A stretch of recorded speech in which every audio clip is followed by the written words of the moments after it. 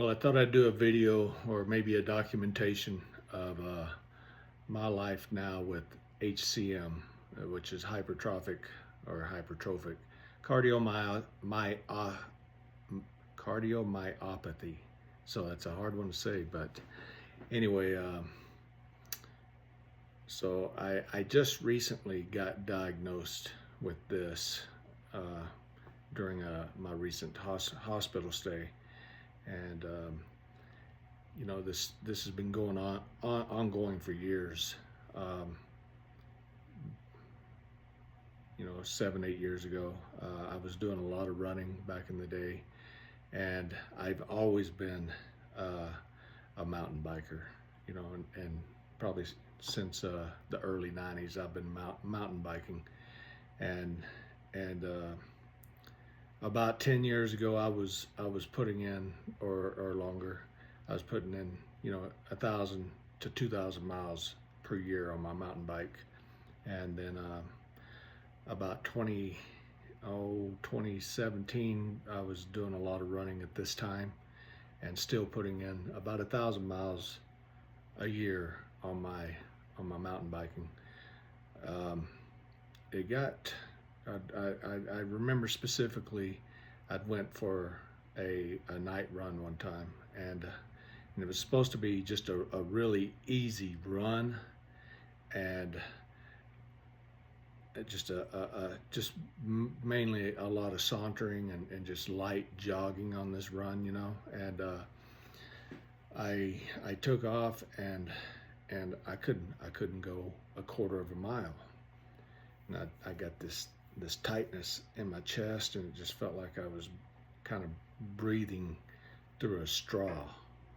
I just couldn't catch my air. And I remember my thighs, especially my inner thighs, got really tight, and my jaws, they were feeling like they were getting cramped up too. And I just couldn't do that run. So I did a lot of walking, and I'd try to run, and I'd walk and try to run. And this is, you know, I was used to, during this period, going out and doing 5-mile runs. So again, like I said, that was supposed to be an easy run. Well, I came home that night, and I had told my wife what was going on, and you know, just kind of put it behind me.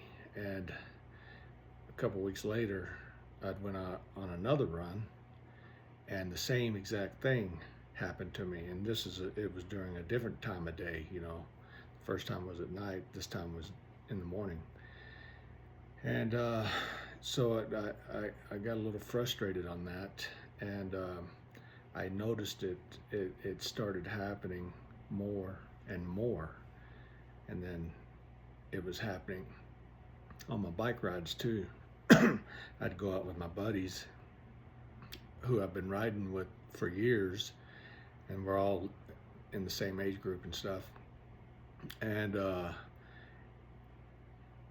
couldn't ride the mileage that I was doing. It wasn't uncommon for us to go out on a weekend and on a Saturday, do a 30-mile ride, and or more. Usually daily, you know, I was doing about 17-mile daily rides back then, and we'd go out on the weekend and do a 30-mile ride. Well, it got to where those rides were getting really difficult for me, and I would push through them, even though I would have this feeling in here. I would push through them, but I would come back home, and I would be just totally fatigued, and that fatigue would sit with me for a couple of days. And anyway, this went on for some time, and about 2022, I had went for just an easy walk. I was getting ready to go on a hunt, and so I was trying to do a lot of walking at this time. And I went out on this walk, and I was with a friend of mine, and it was just a 2-mile walk. It was during our lunch break, and I really struggled doing this walk. I had to stop and take several breaks during this walk. And when I got back, I was just totally wiped out. And so my friend said, you need to go to the doctor or go to the hospital. And so I went to the hospital. This is 22. Went to the hospital, and they saw that I had elevated troponin levels. So not extremely elevated, but they were elevated. And anyway, they got me. They admitted me, ran all the blood work, ran all the CT where they inject the chemical in you and run that through you. They did a ECG or EKG, and then they they really didn't find anything, but they went ahead and did an angiogram. And then, you know, the findings was that I had onset of mild cardiovascular disease, which the doctor put me on. He said that the blood leaving my heart, that the blood vessels were not dilating enough. There was some obstruction, but nothing serious. And so he felt that I needed to be dilated a little bit. And so he put me on a drug called carvedilol, which is a beta blocker. And I noticed while I was on this carvedilol that my rides were I'd quit running at this time and was just doing mountain biking riding and a lot of hiking. And I had noticed that my rides were getting even more difficult, and it was harder for me to even get 10 or 12 miles in. So I had to explain this to my doctor, to the cardiologist, that hey, I think this medicine's not, it's making things worse, and I'm having a hard time on these rides. And he was like, well, you know, you need to dilate, we need to dilate your blood vessels, and so I want to keep you on this medicine. And I said, hey, okay, I'll stay on it, right? And so I stayed on it. And you know, before 22, I had been talking with my primary doctor, and my primary doctor and I are, you know, I mean, we know each other first name because I try to get to know my doctors, right? And anyway, I had told him my symptoms, and you know, every time I go in for a physical or whatever, I'd say, hey, I'm still having these symptoms where I'll have a really good day, and then I'll have a bunch of crappy days on my bike riding. And you know, basically it would be, you know, there's something in the air, the pollen in the air. What, you know, did you ride in the cold weather? Was it hot? Were you hydrated enough? You know, maybe you might have some exercise-induced asthma. So, you know, try albuterol, you know, an inhaler, and see if that helps. You know.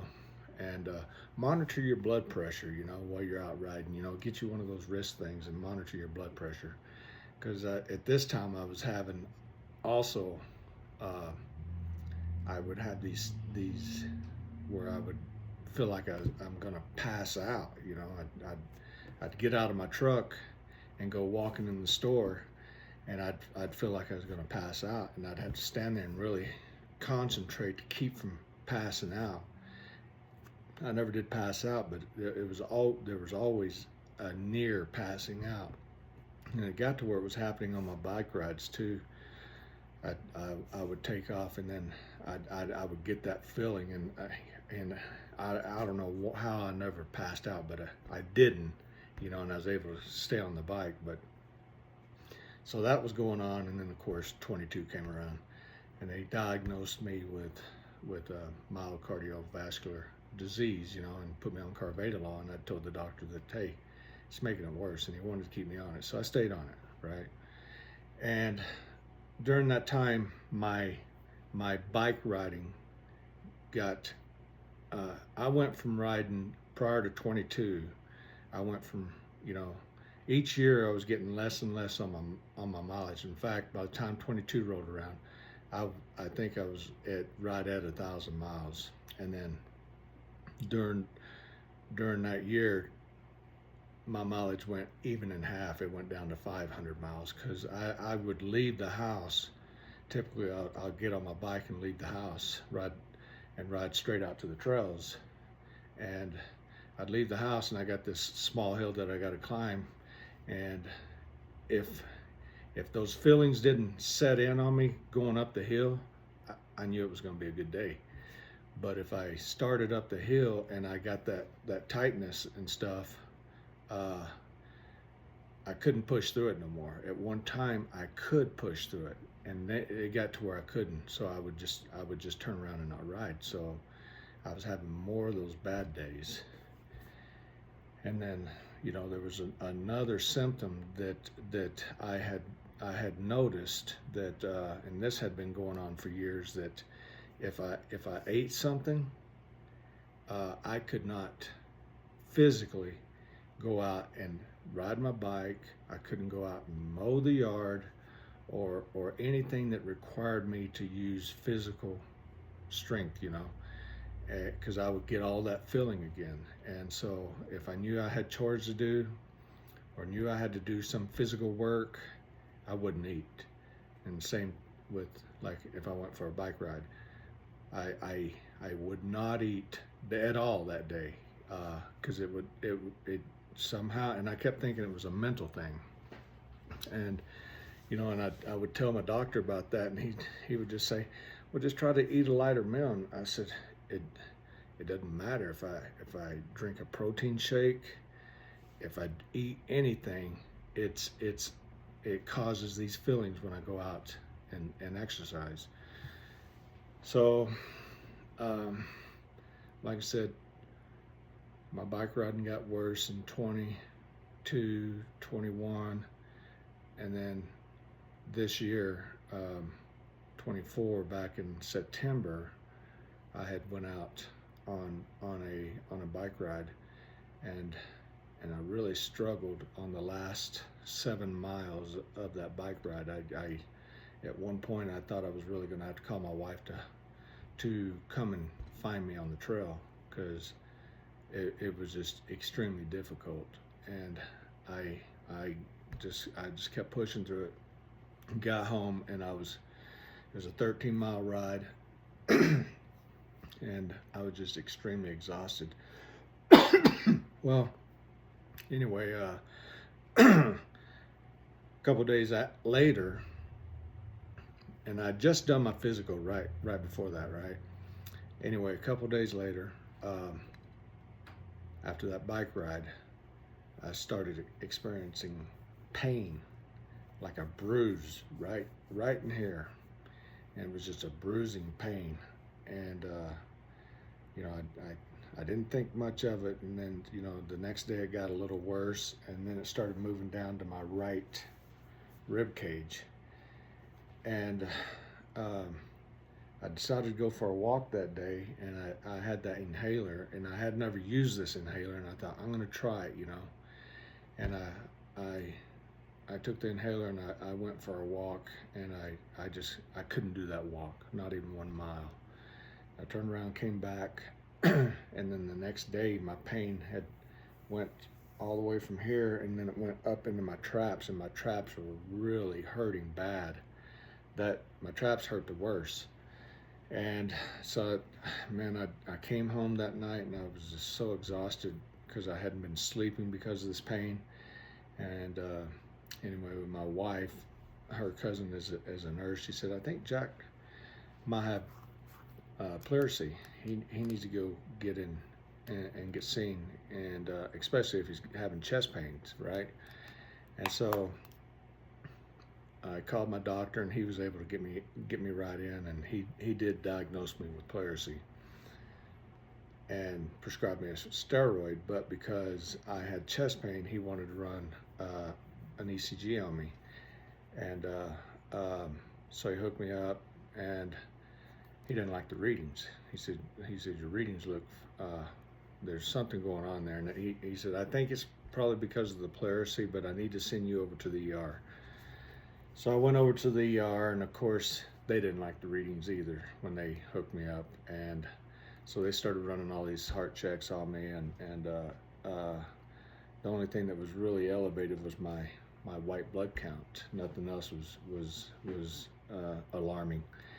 They admitted me for a couple of days and just watched me and did the CT and all that, and they decided they wanted to run a stress test on me.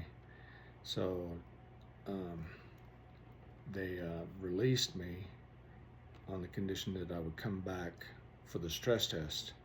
And so they released me on a Sunday, and they when I got out the next day, they called me and said, hey, we got to looking at your images, and you got walking pneumonia. And so I was like, oh, okay, all right. I guess y'all were too busy looking at my heart. You didn't realize I had pneumonia. So they prescribed me some antibiotics for that, so I'm taking antibiotics and a steroid. And, I got, the pain finally went away after a couple of days of being on that, and I started feeling better. And so I hadn't been doing anything but just really light, easy walks. And then I decided 30 days later, I decided, all right, it's time to get back on my bike. And I told my wife, I'm just gonna do a really easy 5-mile bike ride, if I can even do 5 miles. So I took off, and I struggled a little bit, but not horrible. And I got back. I did the 5 miles, and I was winded and stuff a little bit, but not bad. And this is in October now, and so I put my bike up, took a shower, and we kind of hung out around the house. Well, my heart, and that's the other thing. After that first hospital stay, my heart was doing some funky things. It was doing these weird hard beats. It just boom, boom, boom, boom, boom, like that, and you just feel it.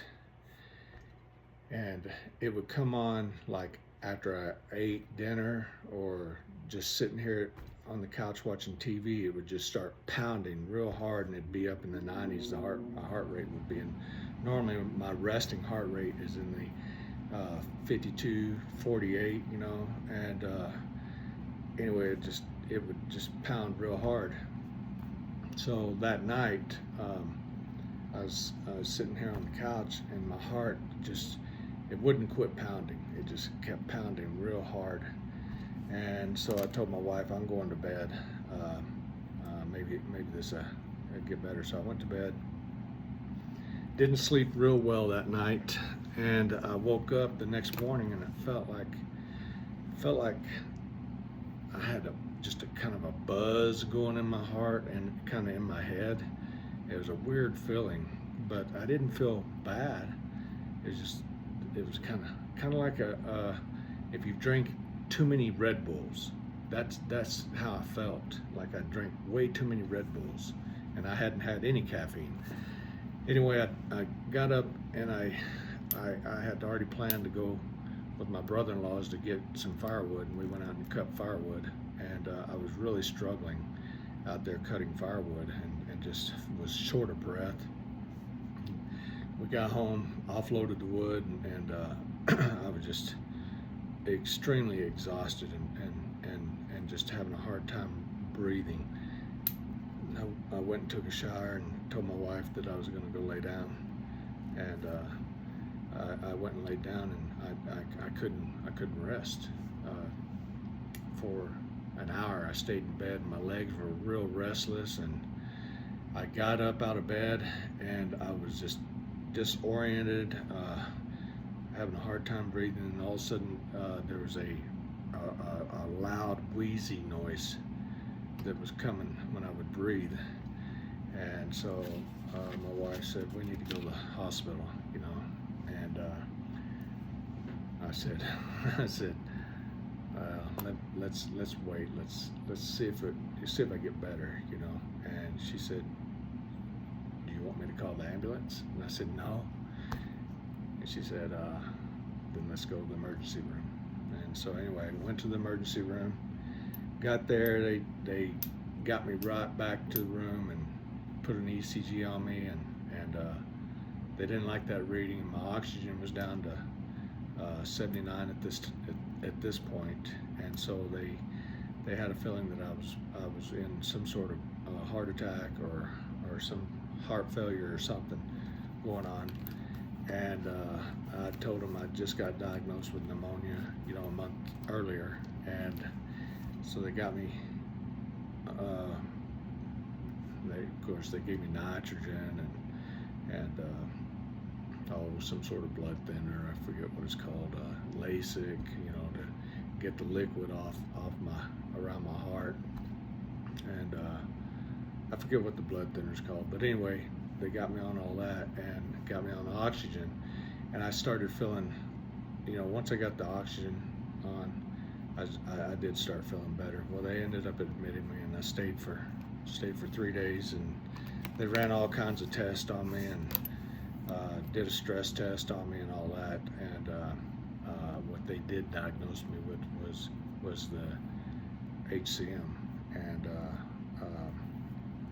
that it showed that I had on my when they do an ultrasound of your heart, they're looking for the blood flow going across your heart and leaving the left chamber and going out the aorta, going to your body. And basically, 2 years ago in 22, when they had checked it, my resting gradient was 22 millimeters of mercury. And you know, where it gets a concern is if it hits 30, then you know they start looking into things, and then if it hits 50, they consider that severe. Well, when they checked on my stress test, my gradient had went up to 122 millimeters. And anyway, they came in and told me that I had HCM, and that they recommended the treatment of it for it was, they had 3 different methods of treating it. Their first choice was to do what they call septal ablation, alcohol ablation, septal alcohol ablation, which they go up through a vein, through an artery, go into your heart, and where the obstruction is. So in your heart, you have 4 chambers, and I'm just going to see if I can find some pictures here. You have 4 chambers, and on the left side, the left ventricle, it's called, there's a wall that divides that. That's called the septum. This is your left ventricle here. And so the blood comes into this left ventricle, then it comes out and goes to the body. Well, this septum here has kind of a bulge on it, so it's keeping blood from going out. It's an obstruction. And so what they do, alcohol ablation, they go through the artery, come in here, and they put alcohol on this area, and it kills the cells to help flatten that hump out, to lessen your obstruction. And so that was our first line of defense to get me better. And their second choice was there's a new medicine out, and it's called Camzyos.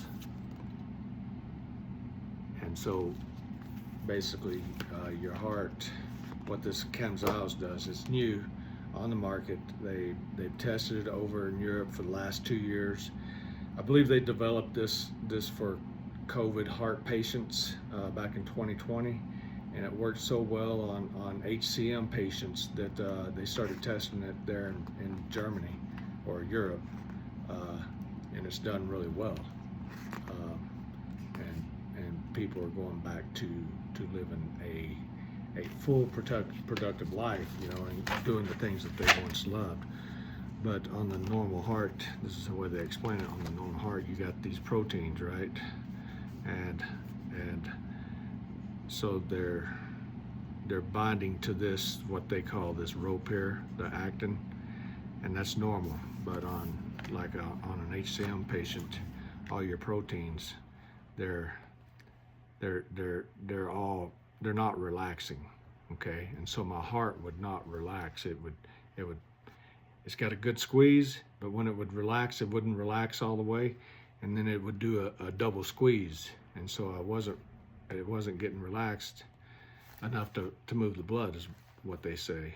And so then with with Camzyos, the medicine binds to the protein to help separate it, to help it to relax, okay, and not be tugging. What they use the tug of rope, like these are people, and this is a rope, and they're all tugging on the rope, and so you got these people have to get some rest. If they don't get rest, you know, that's it just you're just fighting it, is the way they explain it.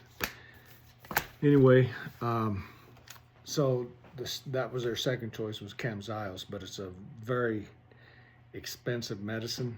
It's like $9,300 per month, and the program is an extensive program.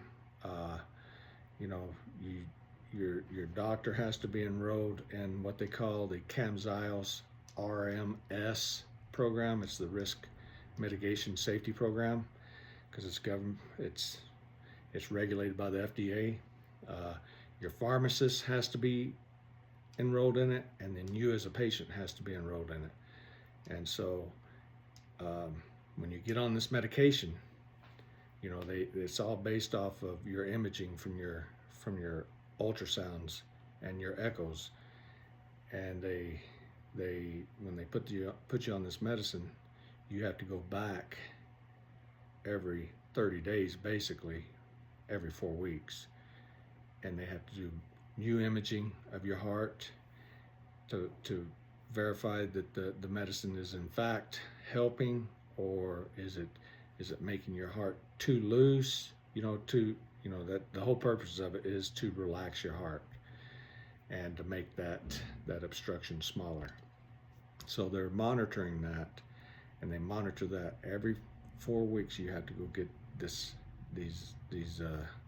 imaging done for the first, I believe it's for the first 4 months, and then after that, if everything looks good and everything's going good, they go to every 12 weeks. And then after a year of that, they relax and go to twice a year. So you're constantly being monitored by your cardiologist and the team, and your prescription is not a refill. They have to rewrite a new prescription every time you go in there and get your imaging done. So to do that, it's a lifetime, full-time commitment, and you have to be fully committed to do the program. And so the third option they gave me was septal myectomy, and that's where you go in there and cut the chest open the heart, go in through the aorta, and then cut the septum, that wall. You cut the septum down, but there's not a whole lot of surgeons that do this correctly. You know, there's a lot of facilities out there, from what I understand, that say they can do it, but do not believe them. Go to a big teaching hospital. If you have this, go to a big teaching hospital, people that know what they're doing, okay? I'm not saying that cardiologists don't know what they're doing, but when they're messing with your heart, you want the best working on your heart, okay? So that's what they recommended here. Well, anyway, my work offers through our insurance, where you can get a second opinion. It's called Second MD, and You can go on there and get with a nurse who will line you up with, in my case, a cardiologist. And so they pull all the records from from my hospital. And it was taking a while for them to get records. And so, my wife had been begging me to call the Mayo Clinic, call the Mayo, please. So I gave in to her, and I went online and I filled out,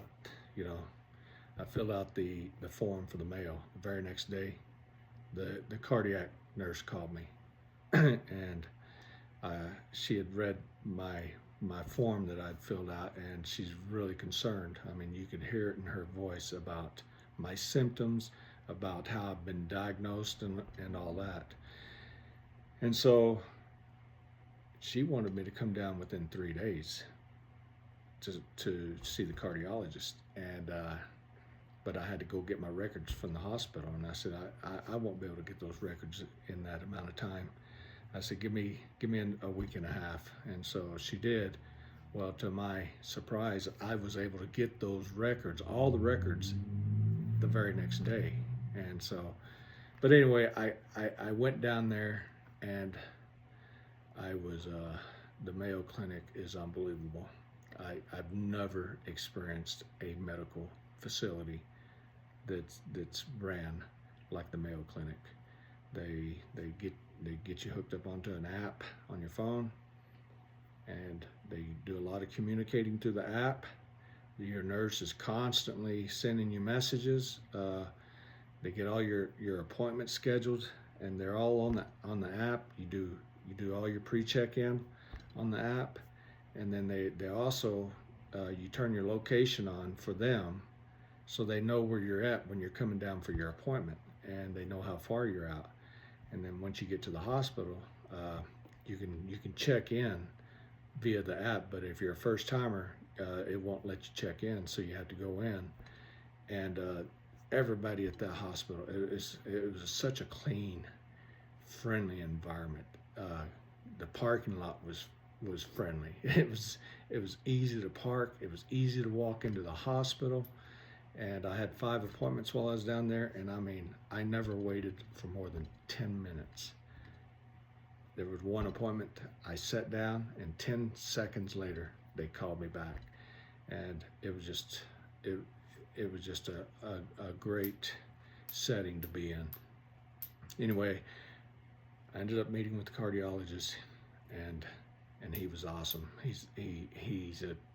He teaches you and makes sure that you know and understand exactly what's happening, and he's not using these big medical terms. And it was really good because he had told me that you've had this all your life.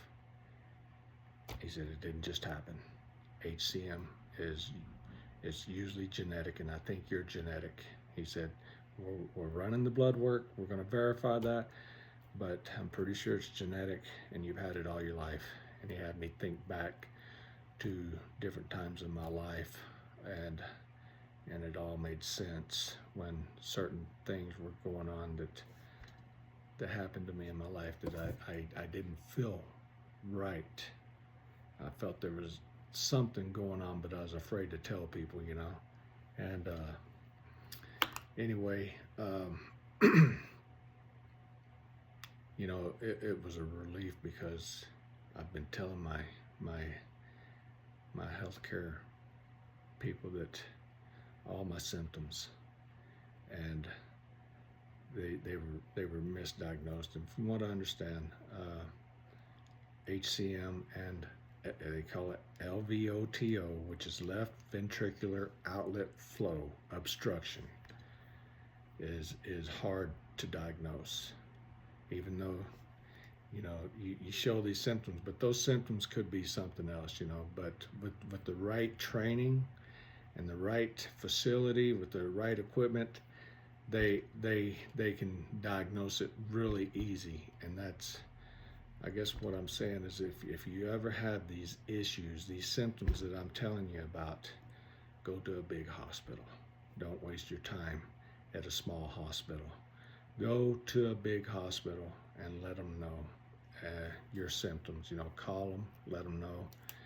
And anyway, so while I was down there, the doctor said his first choice for me, being I'm an active guy, I'm only 56. His first choice would be the septal myectomy, which is where they crack the chest open and go right into your heart.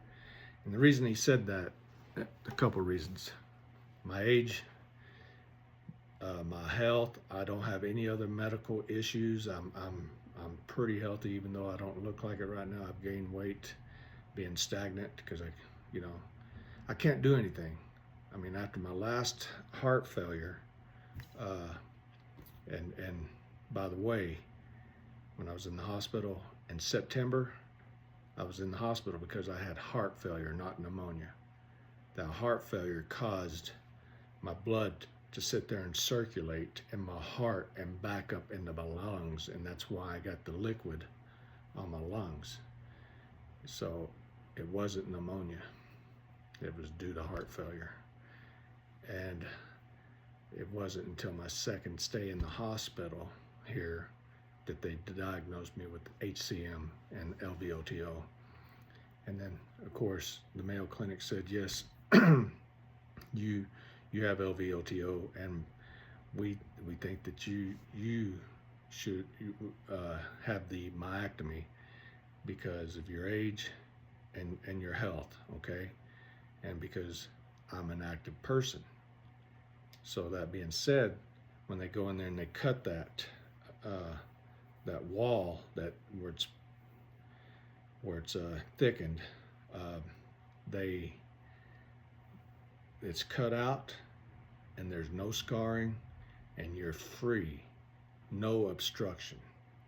And that's why they say go to a big hospital and get a doctor that knows what they're doing, because you can undercut that and the wall would be too thin, and then you're going to have other issues later in life or at some point. Or they don't cut enough out and you're still left with an obstruction. So anyway, the other reason he recommended the surgery for me is because I live 400 miles away from the Mayo Clinic, which is a 7-hour drive, and on a good day. And we live up in the high desert, and so when wintertime is here, those roads get shut down sometimes. And so that's why he thought that I would be the perfect candidate for the surgery.